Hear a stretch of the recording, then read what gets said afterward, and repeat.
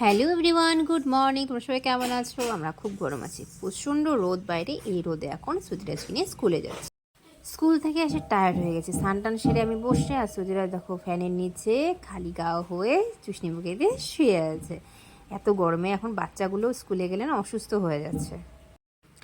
তারপরে সন্ধ্যাবেলা ওকে পড়াতে আসলো। তোমরা তো জানোই, ও পড়তে বসলো আমাকে পাশেই বসে থাকতে লাগে, চেয়ারে বসবো বা বিছানাতে বসবো, বসে থাকতে লাগে, নাহলে আর ও পড়াশোনা করতেই চায় না। তারপরে চলে গেলাম একটু গণেশ বাবাকে দেখতে। খুব ইচ্ছে ছিল শ্রুতিরা যে গণেশ বাবাকে দেখতে যাবে, গণেশ বাবাকে দেখতে যাবে, তাই আজকে পড়াটা সেরে তারপরে চলে গেলাম ওকে নিয়ে একটু ওর গণেশ দাদাকে দেখতে।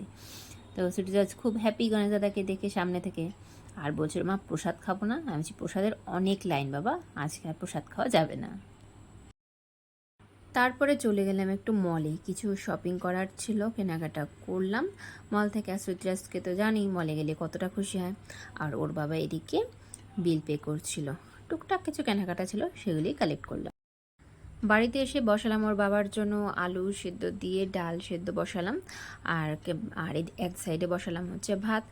আর বেশ কিছুদিন হলো সুতিরাজের বাবা সারাদিন যেমন তেমন খায়, কিন্তু রাতে ওর সিদ্ধ ভাতই লাগে, কেন আলু সেদ্ধ ডাল সেদ্ধ সেদ্ধ ডিম ছাড়া এমন কিছু। নেক্সট মর্নিং সকালে আমরা চলে এসেছি ময়নাগুড়িতে। তো এসেই দেখি মা তালের ক্ষীর বানিয়েছে, তো বসে প্রথমে তালের ক্ষীর খেলাম।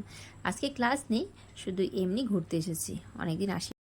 আর আমার মামা বাড়িতে আসলে তো সমস্ত কাজ দিদিনই করে, দিদিনই স্নান করায়, দিদিনই খাওয়ায় বেশিরভাগটাই, মানে এখানে আসলে আমি ফ্রি হয়ে যাই।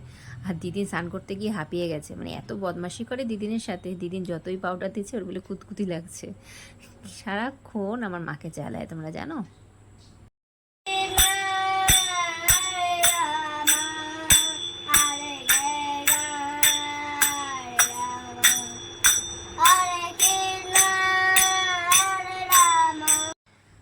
সন্ধ্যাবেলা দিদিনের সাথে সন্ধ্যাবাতি দিচ্ছে, প্রণাম করছে, ঠাকুর ঘরে তো যেতেই হবে সন্ধ্যাবাতি দিতে। দিদিন যা যা করবে ওর সব কিছু তাই করতে হবে। মামাবাড়ির ঠাকুরঘর ওর ছোটোর থেকে একটি প্রিয় জায়গা। সন্ধ্যের খাবারও খেতে হলো দিদিনের কাছে, দুধ আর বিস্কুট। এখন সুজিরাজও সন্ধ্যাবেলা জানো তো আর কিছুই খায় না। আগে অনেক কিছু বানিয়ে খাওয়াতাম, ওটস ক্যালক্স এসব খাওয়াতাম, এখন ও ওর বাবার মতো হয়েছে, কী যে হয়েছে কিছুই খেতে চায় না, শুধু এখন দুধ বিস্কুট, প্রতিদিন রেগুলার এক খাবার দুধ আর বিস্কুট। তাই আমার মা আজকে বসে বসে ওকে খাওয়াচ্ছে, আমি বসে বসে দেখছি। তো ভিডিওটি এখানেই শেষ করলাম, সবাই এভাবে সাথে থেকো।